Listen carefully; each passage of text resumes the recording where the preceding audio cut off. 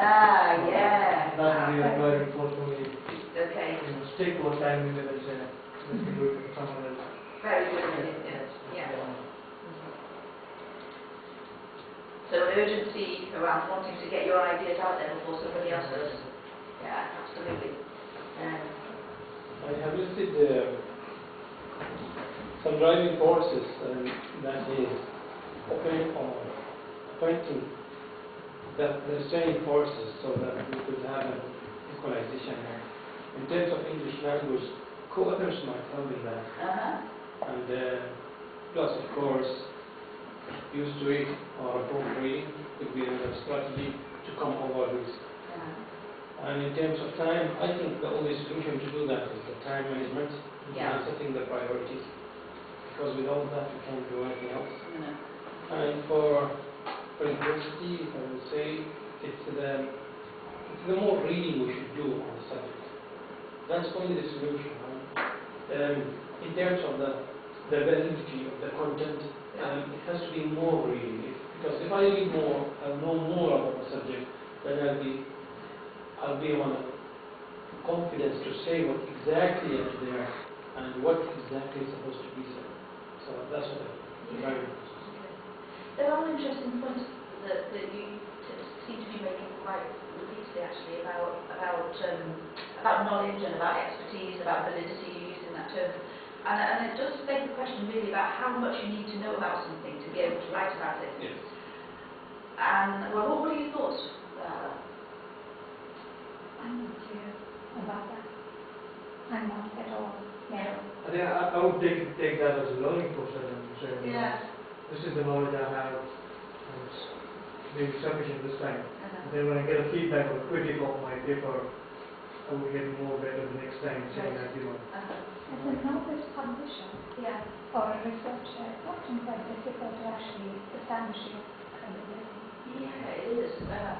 What I assume is that if we assume the readers, then we might be at the level of giving a good extent of information by knowing our readers. Yes.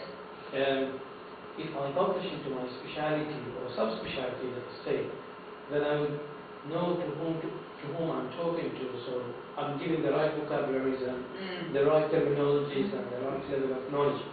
But again, if it's going to be for general nursing, for example, then I have to be cautious here.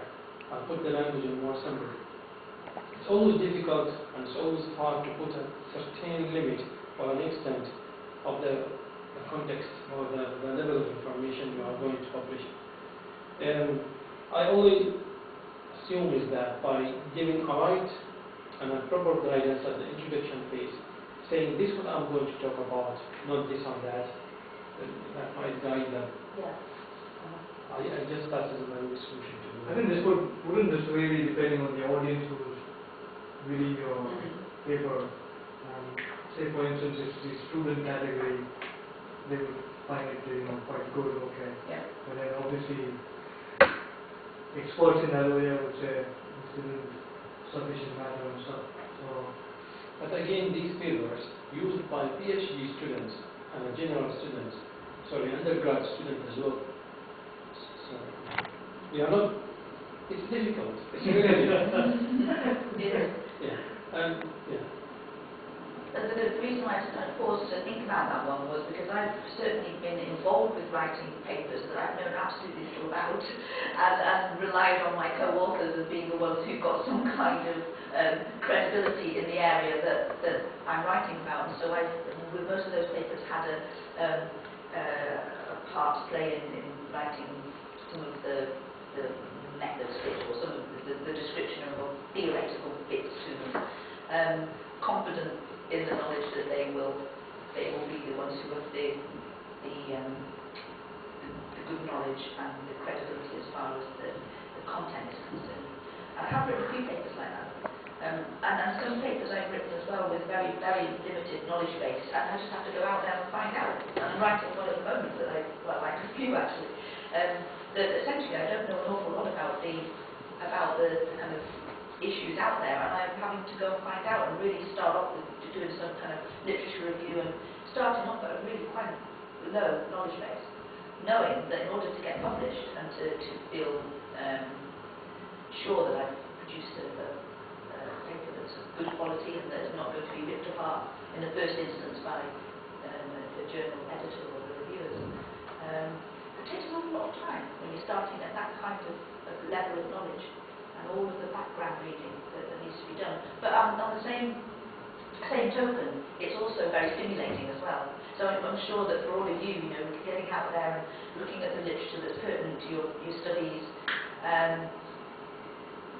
mean, that's an ongoing activity, isn't it? It's ceaseless. There's like a bottomless pit of publications and information out there, but the very act of exploring what is out there and seeking new knowledge is in itself quite a stimulating activity, I would say. And if you're not finding it stimulating, then that's a bit of a worry. So I think what I'm trying to say is that I would say that you don't have to be an expert, or you don't have to be have fantastic working knowledge in order to publish. But you certainly do need to either be prepared to build that up as you are publishing, or to work with people who can fill your deficits as far as your knowledge is concerned. And you're in a great position to be publishing with your supervisors, because of their experience in publishing and in the subject area in most of your cases as well. So, and they can only but enrich and enhance the publications that you're going to produce. Okay, so what other things have you got on your forms then? Sorry. No. Hey, go ahead. There is one point that I would like to discuss here. It's probably from the editorial side. Yes. Because editors, I believe, they have the responsibility of auditing what we are going to publish, isn't it? And that's might be an ethical issue there, because what I'm going to publish, I'm sure there is a maximum or an average chance of a mistake within the context of the paper. And the editors should play a role there to check into what I'm going to say. For example, if I'm publishing a paper, a study, and I have written it's a longitudinal study, whereas in fact it's a prospective study, which is totally different designs, then they didn't notice that, and it's going to be an issue. So, is it to rely on the editors to check the rigorousity or the validity of the paper, or is just what I'm going to just to look into the layout of it and the kind of a proofreading into it? So it's, what do you expect from the editors? Well, that's a really interesting point, because some authors have the kind of philosophy, I suppose, or the approach that they will submit a paper knowing that it's not its absolute best, but good enough probably to be looked at by the editor in the first place and then sent out to reviewers. And they kind of rely on that as a way of getting feedback and strengthening the paper. And it's a bit off really to have that approach, because you're then expecting your peers to input into your paper and have this kind of feedback on your publication. And it's a bit unethical in many ways to submit a paper knowing that it's not in as good a shape as you could have made it, because like I say, you're then expecting others to put effort into what was going to end up being your publication. And the editorial, the submission process is such that for most journals, in most publications that you're going to be involved with, they are submitted through a central online submission. And then when the editorial team receive your submitted manuscript, they then have a look at it. And most journals can then, at that point, make a decision as to whether or not they're going to send that paper out to be reviewed, or whether they're going to reject it there and then. Some journals send all of the publications or all of the submissions out to review and don't make that decision. So you can get, as a reviewer, you can get some pretty poor quality papers coming through but in answer to your question about what kind of decisions are made by the editor, or can you rely on them to pick up on the smaller things, then usually that's undertaken by the reviewers. So the reviewers, I've actually made comments on somebody's paper fairly recently, and they've actually made that mistake. They described, I can't remember exactly, but they described the study as a case study or something in the title, and then when you're reading through it, they use a completely different language. I don't know, the title didn't in any way relate to the methods that they'd used. And I commented on that and made a comment that actually that was a really sloppy thing to do, to make that mistake. And there were other problems with the paper anyway, but my recommendation was to reject it. So the usual process is that when you submit your paper, it is sent out without any identifying information on it to people who don't know who you are, and you don't know who they are either. And the only time when, well, the majority of times when that is not the case is when you submit to one of the open access journals, because that tends to be an open review, where the reviewers will know who you are as the author, and you know who they are as well. So that's not a blind peer review process. But the peer review process and the editorial team's role in all of this is to ensure that a paper that is accurate in terms of its content is sent out, and one that reads well. And somewhere in that process, things like language picked up on mostly. And then, once your paper is accepted, they are then very, very closely scrutinised by a copy editor, who literally go through line by line, checking the spelling and checking for any anomalies. However, even though they go through that process, there's still spelling mistakes. One of my first publications, I was really, really pleased, and I gave it to my mother to read. She wanted to have a look at it. She was very, very, very proud. But she just looked at it, and I hadn't even noticed, and she just said, "Oh, that's not how you spell that." And I made a spelling mistake. Everybody else has looked at that paper and not even noticed, and published it with my supervisors. They would have been backwards and forwards. It had been through editors, through reviewers, through a copy editing process, and it was my mother spotted the spelling mistake. And every time it's in there, every time I look at that paper, I think, mistake. How did that happen? So, but issues around language, spelling, bigger kind of mistakes or issues such as discrepancies are picked up somewhere along the line. So, does that answer your question? Yep. Yeah, okay. Okay, so were there any other driving forces? One of the points I listed is the pressure to publish. Okay. And it's just Pressure from whom? everybody. You're constantly being told you need to publish, and then you see more and more articles every day when you troll through literature who are doing similar work that you're doing, and then you're feeling more under pressure to publish because there are people out there working in the same area.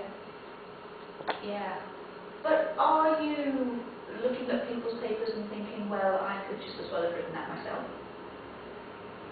I think I worry about somebody just publishing before I publish. Which is what I was saying earlier, yeah. Yeah, I really worry about that. I worry about my project being, what's so new about your project in the end? Yeah. Or that you're going to get so far into your project and find that somebody is actually doing something very similar, or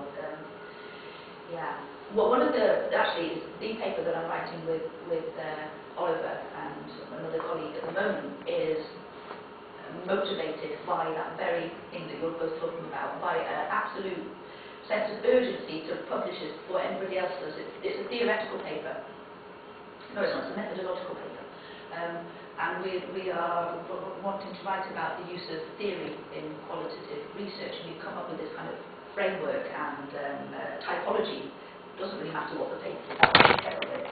But I keep saying to Oliver and to Julie, we need to get this out, we need to publish this like as a matter of urgency, and I'm spending all my hours writing it at the moment, because from my point of view it's going to be a really good paper, and we need to do it before somebody else pitches the idea. So, yeah, I think I absolutely agree with you. That can be a great motivator, the desire to not let anybody else pick your post, because that could be a disaster. And the ramifications for that for your PhD, it's not likely to happen at all, but are quite considerable. And Oliver and Martin and I don't know, a few other people have just within the end of last year, had spent an awful lot of effort putting together or writing an application for funding to undertake a systematic review or something. And hours now, weeks of labour over this writing this application. And then Oliver would just one day, just prior to submission, thought that he would just have a quick search online just to make sure that he was submitting something that was really up to date. And the first thing he came across was somebody who had just published the systematic review that they were proposing, and it was end off. I mean, it had been done. Couldn't do anything with it, and they were all really, really gutted. And Martin and Oliver still chunder about that now. There's really, really a huge amount of effort lost. It wasn't their fault, just that somebody happened to publish before they did. So it's a really important issue. Well done. Anything else to ask by way of motivating type things? No? That flies annoying, isn't it? Is there like, in terms of motivator, the more you publish, the more reward you get in terms of, I don't understand, usually the more you publish, the more you gain something. Is there a reward in this? I think that the rewards, well, the rewards of seeing, your name in press to start with for your first paper is really exciting, and I suppose that does become less, but it's still because of the huge amount of effort that's put into writing, and because of the amount of modifications that most publications require, and going backwards and forwards between the reviewers, and all of those things that I've kind of talked about in relation to negotiating with other people, and the end result, to have an email popping through saying your paper is now accepted, it's always a yeah, it's really good, and I don't think that wears off, because it is a sense of reward at the end, like your picture of the woman running along there, and that is always there. Sorry, but do you get any sense of profit from the selling of the journals or anything like this? Well, that is something I want to talk about. We'll talk about it now. Are you talking about financial? Yeah. Rewards. Yeah. Okay. Financial rewards. Let's pause to talk about that then. Okay. I mean, when you are, for most publications that are to you regular journals that are subscription journals, you don't pay to have your article published, and you don't get any money from it directly, but I'll talk about that in a second. So financially, there's no direct rewards to you as an author in most cases.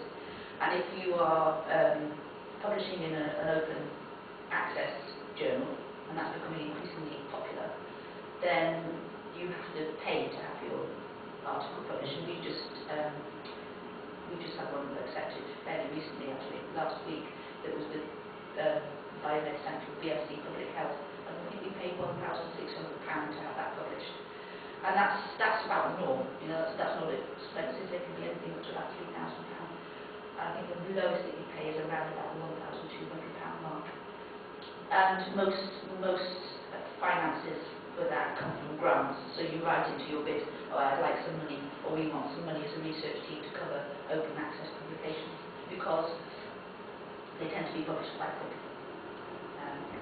So the journals make their money in two different ways, either through subscriptions, and therefore as authors you don't pay, or through the monies that are being paid for submitting authors if it's an open access journal. by its very nature, open access is free to everybody. So, and therefore they tend to be quite well cited as well, because not everybody across the world has got good access to, well, to the internet or to library resources, or in the same way as we may have here. So to publish an open access journal does you quite a lot of favours as far as being an author is concerned, because they tend to be better cited just because of their availability. So the issue of finances is an interesting one. Joe, have you got to go? But I will, I'm a bit of an evangelist as far as this is concerned. A couple of years ago I came across a company, I suppose, who collect authors' rights. They're what do you call it now? Yes, the copyright. But what is not very well known in academic circles at all, or amongst authors, is that they can claim for the copyright. And so you write it down. Don't go without writing it down. Absolutely, when you're a well-published author, you need to sign up for these guys. It's ALCS, Author Licensing Collection Service, and they collect your royalties for you as authors. And I told most all of my academic colleagues here about it, and they are surprised. You have to let them know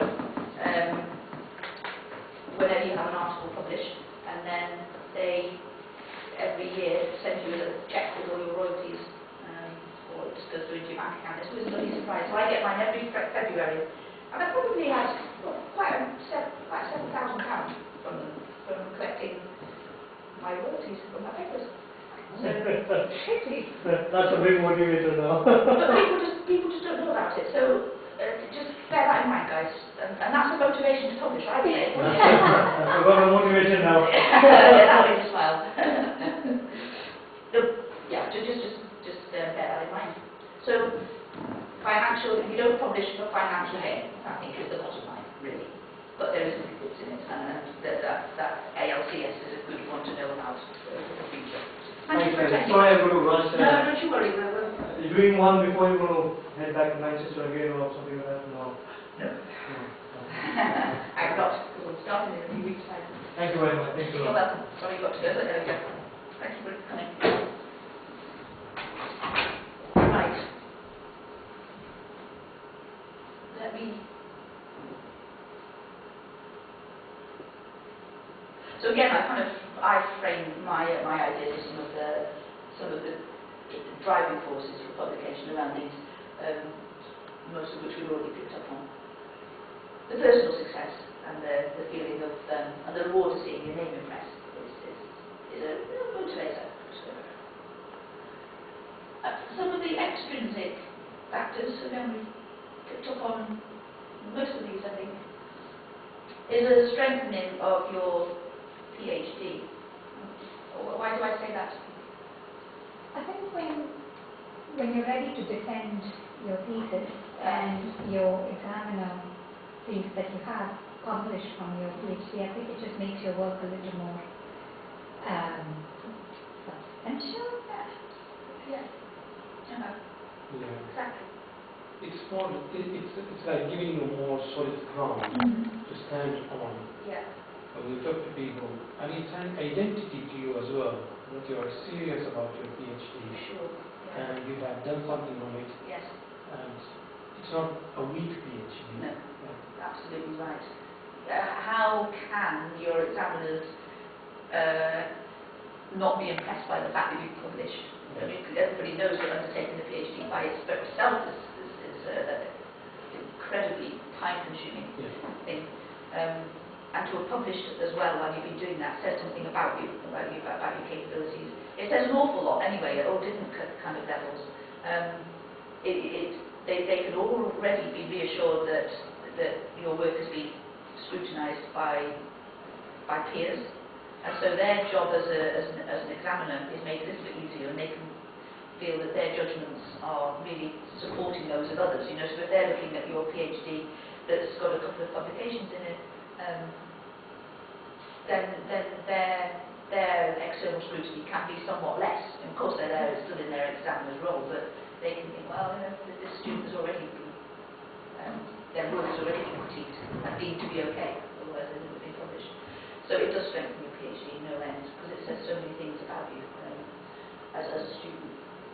And you mentioned the kind of notion of being serious. You know, I am a serious and credible researcher here, and that's always impressive. Yeah, it strengthens your CV. It's great to have a CV that's got some publications on it, without doubt. So in terms of strengthening your whole profile, really, academically, that's a good one. And there's an ethical imperative. I mean, you were talking before about, well, everybody says one of the driving forces for publication is because people say, you have to do it, you have to do it. And certainly when you have a funded study, well, no, not certainly when you have funded study, any study really, particularly if it's one that involves participants, then haven't you got a duty almost to publish and to get your work out there? And people are given their time to take part in your study. And you've got something to say about that and a contribution to knowledge to make based on what they've said, then don't you just owe it to them to share that information as broadly as you possibly can? So there is somewhere in there an ethical imperative to do that. And similarly, if you have funded studies, then you have a responsibility and often a requirement to publish your work from that study. I mentioned the financial gain and an organisational contribution. Really, what I'm going to my very last slide in a couple of slides' time is in relation to that organisational contribution. So let's cover it now. Do you know very much about the research excellence framework, or this REF that I mentioned before? No? Okay. Well, every now and then, every few years, each university is subject to a review of its research activities. And currently, we're coming to the end, we're engaged in a review at the moment. It's called the Research Excellence Framework. So basically, every university in the UK and their departments within the universities are subject to a review of how strong their research portfolios are. And one of the things that they look at as part of that, we look at a number of different things. They look at grant applications, who's doing what, how big the research team is, and how many PhD students they've got, blah, blah, blah. But one of the important measures that they look at is publications. And so if you've got people saying to you, you need to publish, then that is why. It's because it does make a significant contribution to the REF, as it's called, the REF submission. And those of us who are research active and other staff who aren't research active but have published will all be submitted within our respective schools as people who have published, and the quality of our publications will be judged externally. It's a massive kind of, and this is kind of just it in a nutshell. So it is important to organisations, to universities, that their staff and their students publish. And not just that they publish, but they publish in really good journals as well, because the higher the quality, the better. And it matters to the universities because that determines their subsequent monies for research that they get allocated to them. So the stronger they can say that their departments and schools are in relation to their research, then the better. So that would be one of the reasons why there is an imperative from an organisation point of view to publish. It matters a lot. So I think we should adopt the system of every PhD student should publish. Yeah. Because that's the time to do it. Yes. This is the time to do it. Absolutely, it is. I've known a few colleagues, well, I know a number of people who haven't published in their PhDs and never intended to and never will. And I do know some who have tried to, who've finish their PhDs and then publish, and I mentioned before about the difficulty of trying to squeeze a whole PhD into one publication. But also, once you come to the end of your PhD, you want to move on. You may be taking on a different position, you may have a postdoc level, you may become involved with different projects. And it's very difficult then to keep revisiting your PhD work to try and publish it. One of my colleagues here finished her PhD just a couple of, I think she finished it in 2010, maybe. And she's still publishing, and she's losing the will to live, to be quite frank, because she just doesn't, that's done now. She wants to move on from her PhD and is finding it a bit of a chore to publish on it, because she's doing different things, but it's not as meaningful as it was. So the time is right to do it now, as you're going on, really, for all of these reasons that we're talking about here. Okay. So you've looked at the driving forces, and you've looked at the other way around. You've looked at the restraining forces, yeah, some of the things that stop you, some of the things that motivate you. So if you're going to do a proper force-based analysis, what you do is you look at these driving forces and these restraining forces, and you look to see, well, how can the restraining forces be reduced, and how can the driving forces be increased, so that you don't get that kind of equal balance of your arrows. You get the driving forces becoming much stronger. So as we're coming on to the kind of last few slides, what I want us to think about is, well, what can you do that is going to mean that you've got some strategies for making sure that those driving forces are stronger than the restraining forces. So based on what you've got down there, what do you think are some of the things that you could do to overcome the restraining forces? Yeah. Well, I think I listed this already earlier. Yeah. Instead of driving forces. Yes, we could do that. I said not enough time. Yeah. Important to make time. And I said not having enough data to publish, but I suppose it's just a matter of sitting down and trying to identify areas that you could actually write something on and then try and publish that. Yeah.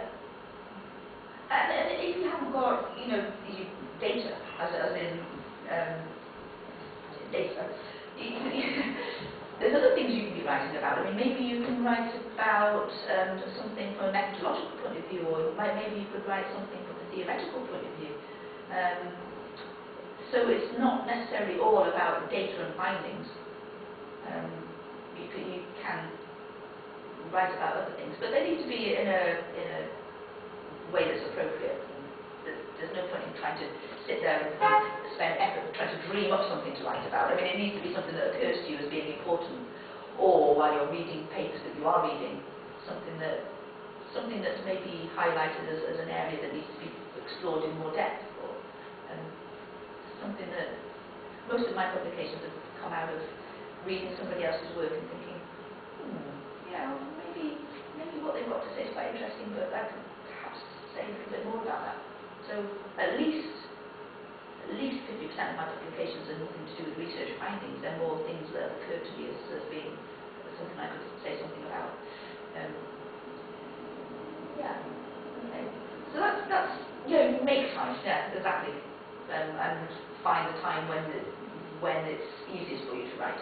I often get up really early in the morning and write quite crazy hours sometimes. It seems like the middle of the night, and often it is. And then I'm exhausted by 11 o'clock. But I can't write very well at night. I'm just too tired. I couldn't write now. It's too far into the afternoon and just wouldn't be creative or productive enough. And it's hopeless. So I don't bother. I just wouldn't bother. I sometimes get a little wave of energy around about 7 o'clock, and if I could sit down, I could do a couple of hours work then. But generally speaking, not.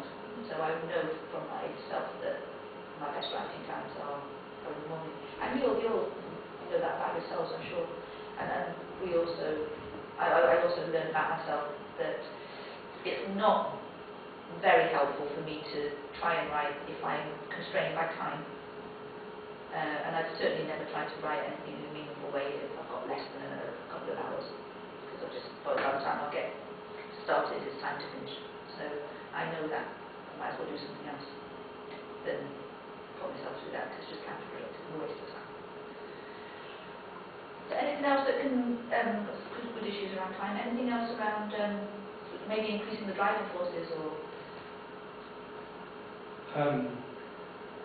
If I take you back to the restraining forces, Yes, okay.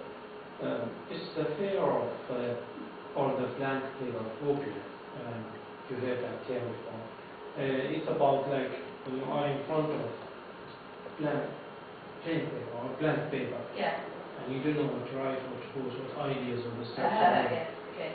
That's what they call it, the blank paper phobia. Yeah. And of course, once you start, you will carry on.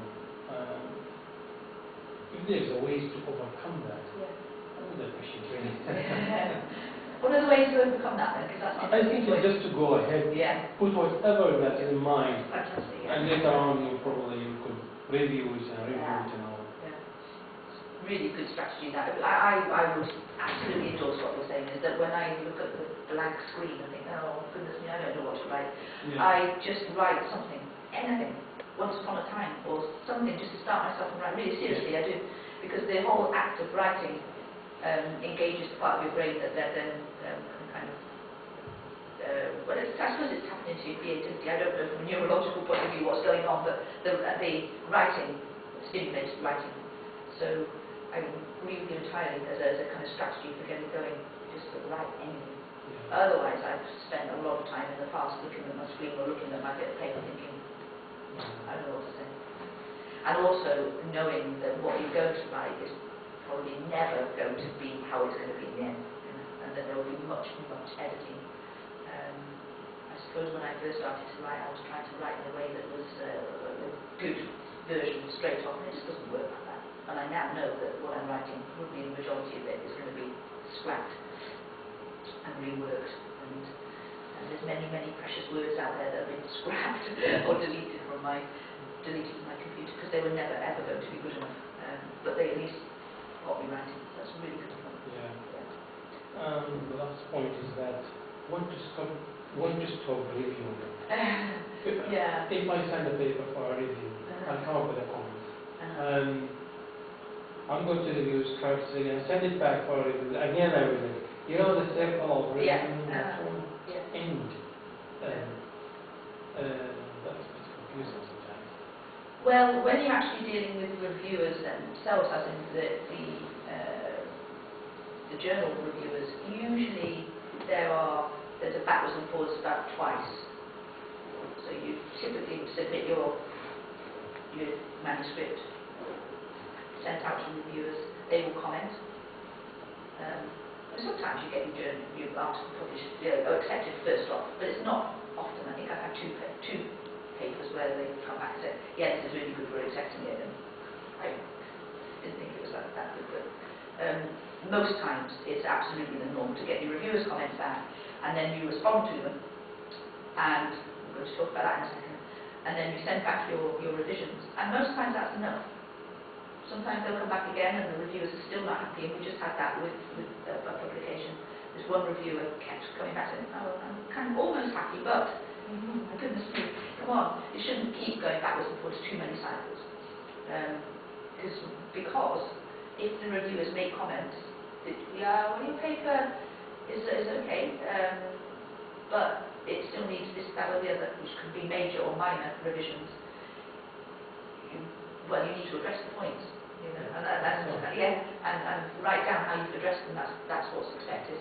And if you do that adequately, then there's no need for them to come back again to say, unless you've got a reviewer who's being particularly picky, or if you misinterpreted something perhaps. But when you're responding to your reviewers' comments, you're doing yourself no favours if you don't absolutely meticulously make sure that you address every single one of those points. And then that stops the cycle.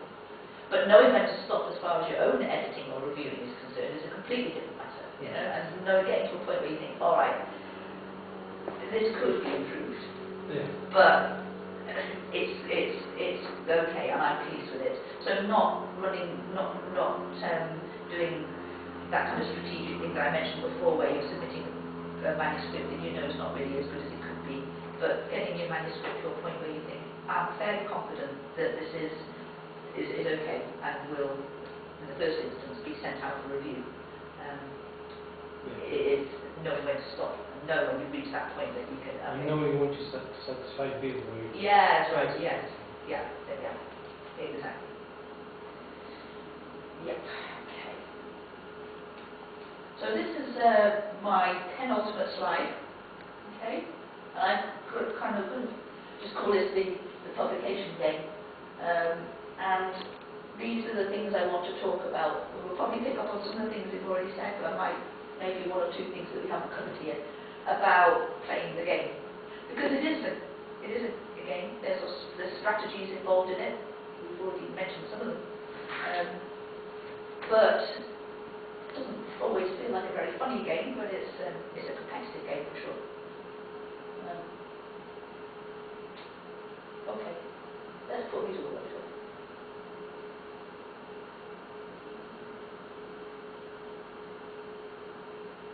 Okay. Right, so select a game. What I meant by that was select a journal. Right from the word go, I would say, would be my advice to you. Very rarely do I start to write a paper before I've identified a journal. And the reason why that is the case is because you've got the author's guidelines on how long a journal article needs to be, about the house style, the headings. There's often a template that you can follow. And what an awful waste of time to just write, and then seek out your journal and look at the author's guidelines and find that actually that's not what is required. So I find it very, very helpful to identify a journal as the absolute starting point. So when I'm publishing with anybody, that's one of the things that we negotiate up front. It's not just who's doing what and who's the first author, but okay, where are we going to publish them? And to know where to publish is, well, I suppose for the purposes of your PhD, it's useful most times to have a look and see what papers you're citing most. So if you are finding that in your reading and in your writing your article that you've cited a particular journal, then that could be obviously somewhere that's highly relevant to your particular subject area. And then some of the decisions that I've had to make, or we've had to make as co-authors, is do you publish in a very specific journal that is very clearly focused around the kind of substantive area of whatever you're writing about, or do you publish in a more generic journal? So my journals that I tend to publish in places like the Journal of Advanced Nursing, which they publish a whole raft of different types of papers that are not subject specific, but also I could publish in an education journal as far as some of the educational work I do, or I could publish in a child abuse journal, which are very specific. So those are the judgments really, where to publish, and you'd be, in the context of your PhD, seeking the guidance of your supervisors. And they will be wanting you to publish in the highest caliber journal that you can go for, with a pretty good impact factor. Most journals have, they don't all, but most journals have an impact factor, which really is based on their citations and how frequently their papers are cited. And impact factors matter a lot. And impact factors are accounted for in REF that I mentioned before. And most people who publish will set the standard, well, set the mark quite high as a first choice journal, and be prepared to be rejected from there. But a long shot you might not be. So others go for kind of a more moderately pitched journal, and then when they get reviewers' comments back, particularly if their paper is rejected, then they use those reviewers' comments to improve the paper, and then maybe even submit to a higher kind of caliber journal. So there's different ways of playing the game, but generally speaking, my advice to you would be, from my own experience, go for the best journal that you can to start with, but always be prepared for that rejection, because if you're setting the bar quite high, then you have to accept that. But if you don't try, then you never know. Can you Go on. employment point of view, do you think the impact factor of journals that are published will matter? Yes, I think it does matter, yeah. And if you've got potential employers looking at your CV and seeing that you've got good quality publications, then if you're going to be a member of their staff, then whatever, that they will be interested in you because of the calibre of your publications. So from a financial point of view, that will be important to them. But also if you're managing to publish in good journals with high impact factors, then that says something about the quality of your work, and they'll be impressed by that. So yes, it does make a difference. Yeah. Can you pose your publication to two journals or three journals at the same time? No. You have to go on One by one, yeah. If rejected, then would Yes, absolutely, yeah. And in fact, there's part of the submission process on some of the websites, or some of the websites. You have to declare that you haven't submitted anywhere else. It's only one publication to one journal. Why is that? Why is that? Not to get into the application, or?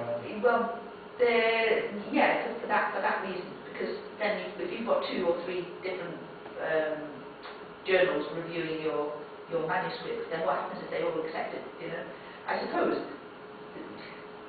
then you could choose to withdraw your application from 2 journals and just go with the one that's the best quality one. But that's not the way it works. So you are only allowed to do it to one journal at a time. When you think about the amount of effort that goes into it from the journal point of view, with all of the reviewing process, then I can understand why that is the case. Yeah. Was there anything else that you wanted to? No? Okay. The playing strategically and knowing the rules are around those kind of the issues we're talking about now.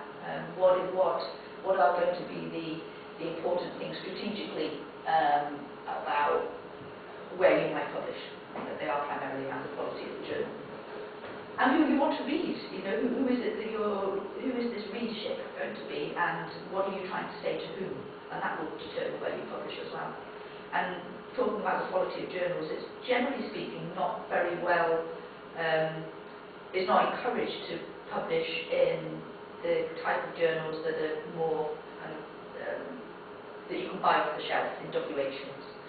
So the kind of more magazine type ones, because of the quality of them. However, their readership is quite extensive. So I'm thinking specifically around Nursing Standard. I'll use that example as a nurse. I've published in Nursing Standard, and you can go into WH Smith's and pick up a Nursing Standard off the shelf. It's not a subscription-only journal, it's there to be purchased. And the readership of Nursing Standard is considerable. Most nursing students and nurses out there in the field would come across a Nursing Standard. Often they have them on the wards or in the clinics or what have you.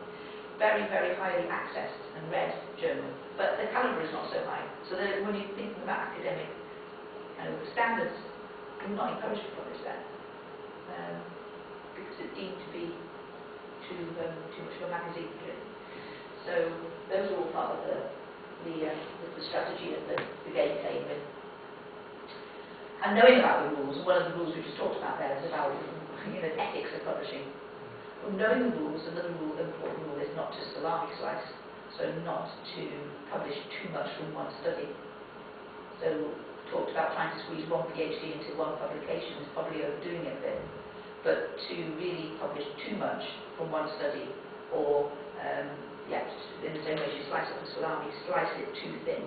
I was running the risk of doing that with my PhD, and I've got some publications that are fairly similar, but are reporting on slightly different things. So ethically I can live with it, but it's an academic no-no to salami slice and try to publish very similar things in different journals, frowned upon considerably. So that's part of knowing the rules as well. And your supervisor won't let you do that. But you can bend the rules sometimes, and the reason I put that up on there is not to say that you should be unethical in anything that you're doing. Clearly you shouldn't. There's really quite firm ethics around publishing. But I mentioned before about if you're wise, you would respond very, very specifically and in a very detailed way to reviewers' comments. But one of the bending the rules is to say, well, you don't always have to do that. There's been a number of comments made on some of my papers where I haven't actually agreed with the reviewers. And they've requested changes that I thought, no, actually I don't. Or maybe the co-authors have decided that we're not going to do that, thank you very much. And so bending the rules is just to say you don't actually have to. There's a good reason why you wouldn't want to change your paper in the way that's been recommended. Then you can say so. It is your paper at the end of the day. So, can't think of a concrete example, but there have been a few times where I've chosen not to make that response and then have written, well, thank you for that suggestion, but actually we prefer to keep it the way it is, the justification why that's the case. Choose your team players carefully. You've got your supervisors to publish with in the first instance, but thereafter, choose who you're writing with carefully. Could you perhaps talk a little bit more about authorship? Yeah. And who gets to be on a piece that you're writing? Well, I can't remember what it's called now. There's some guidelines anyway that are around who should put their names on a paper and who shouldn't. Yeah, university guidelines. No, they're kind of publishing guidelines. I can't remember. The name escapes me. It's too late in the afternoon. But there are some guidelines about who should have their names on papers and who shouldn't. And basically, the rule is that if you need to have had a substantial input into the writing of that. Into the writing of it. Yeah. Well, not actually into the writing, as in writing down the words, but either the editing of it or the intellectual property or the ideas in it. And so your supervisors haven't got an automatic right to be on any papers that you write. That's something for you to negotiate with them. But that, for example, is not an automatic. So there needs to have been substantial input as far as the ideas around the paper are concerned, or around the actual writing of the first draft, or around reviewing and kind of editing of the paper, are the main kind of criteria that determine who goes on that paper. And so if you're working in quite a big research team, maybe, it's a bit of a judgment call as to who goes on that paper. And not everybody will, if they don't meet those criteria. But a very interesting point. Out of courtesy, I suppose, at the very least, most supervisors go on PhD students' papers unless there's some reason why they wouldn't want to, which would be quite unlikely. But it's not an automatic, for sure. Does that answer your question? Yeah. I wish I could remember the name of those guidelines, but they are recognised publication guidelines. Except that sometimes you win some and sometimes you lose some. That's just, you do have to get used to knocks, and it's a ruthless game out there. It's really competitive, and you can have what you think is a really good paper, and probably it is, but it doesn't mean to say that it's going to fall into the hands of the right reviewer, if you like. And it's massively frustrating sometimes, trying to get a paper that you think has got some real value to it, and it being rejected. It can be quite hurtful. But then you have to push yourself down and submit it somewhere else. And most times that kind of improves the paper. So, what I put down the ref, that is just alluding to the reviewers' comments really, that you can get some comments back from reviewers that are really unkind sometimes. They shouldn't be unkind, but sometimes you interpret them as being quite unkind. But with the exception of bending the rules and kind of delicately declining to undertake the revisions that the reviewers have recommended, you do yourself no favours whatsoever if in your response to reviewers' comments you are a little bit shirty or arrogant or aggressive.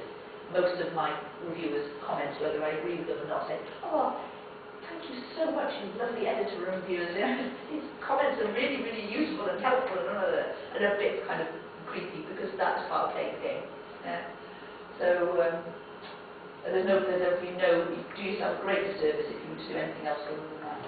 And just to say, if at first you don't succeed, try again. because that's what you have to do. I think that publication requires a hell of a lot of tenacity and just keeping on going, and just trying.